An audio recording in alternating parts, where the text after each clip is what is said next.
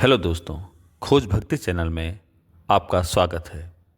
खोज भक्ति चैनल आज आपके लिए जो मार्मिक प्रसंग लेकर के आया है, उस प्रसंग का नाम है रुपयों के सहारे से हानि। दोस्तों, प्रसंग यदि पसंद आए तो चैनल को कृपया सब्सक्राइब अवश्य करें।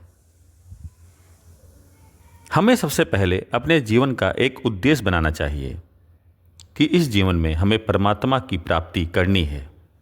चाहे सारी दुनिया हमारा विरोध करे, पर हमें अपनी आध्यात्मिक उन्नति करनी है। ऐसा पक्का विचार किए बिना संसार बंधन छूटेगा नहीं। अपना उद्देश्य ध्येय एक बना लो, फिर सब ठीक हो जाएगा। जो विधवा हो गई अथवा जो साधु हो गए, उनको तो सर्वथा परमात्मा की तरफ लग जाना चाहिए। इसके सिवाय उनका संसार में क्या काम है। उनका शरीर निर्वाह हो जाएगा, कैसे होगा यह तो भगवान जाने।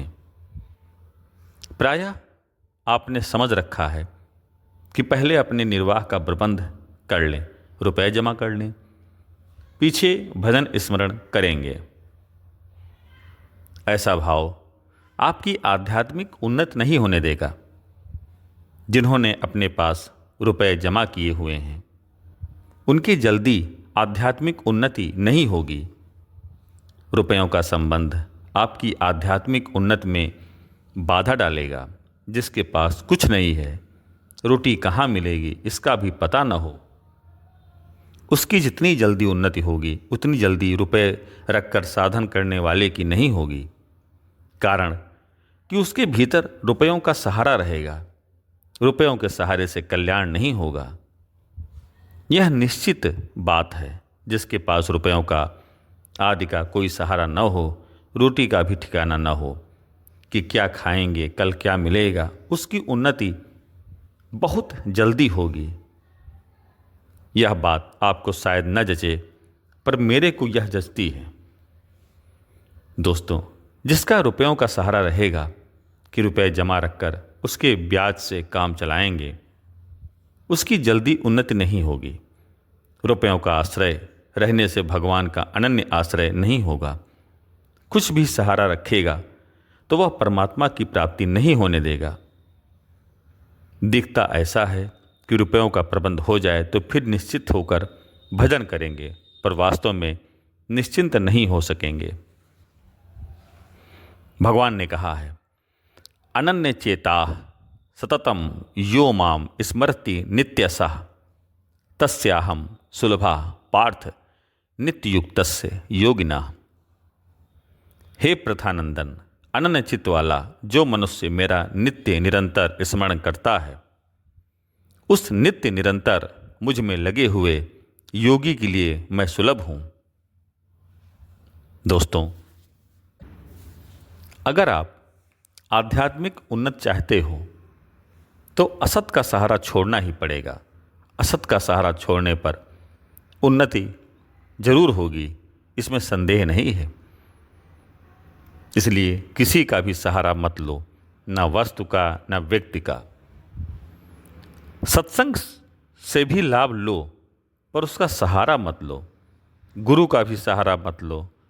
श्री दयालु दास जी महाराज ने कहा, बोल न जानू कोई अल्प बुद्धि मन वेगते, नहीं जाके हरि होए या तो मैं जानू सदा। दोस्तों, तात्पर्य है कि जिसका कोई नहीं होता उसके भगवान होते हैं, परंतु जिनको दिखता है कि हमारे पास रुपए हों तो हम भी भजन करें, वह भजन नहीं कर सकता। संसार में देखो कि जिनके पास रुपए हैं वे कितना भजन करते हैं। ज़्यादा रुपए वाले सत्संग नहीं कर सकते, सत्संग में ज़्यादा ठहर नहीं सकते। मैंने ऐसे आदमियों को देखा है जो सत्संग करते थे, परंतु जब उनके पास रुपए ज़्यादा हो गए तब उनका सत्संग में आना छूट गया। संसार का सहारा बिल्कुल काम का नहीं है। जिसके पास कुछ नहीं है, कोई सहारा नहीं है, वह व्यक्ति भगवान को बहुत प्रिय होता है।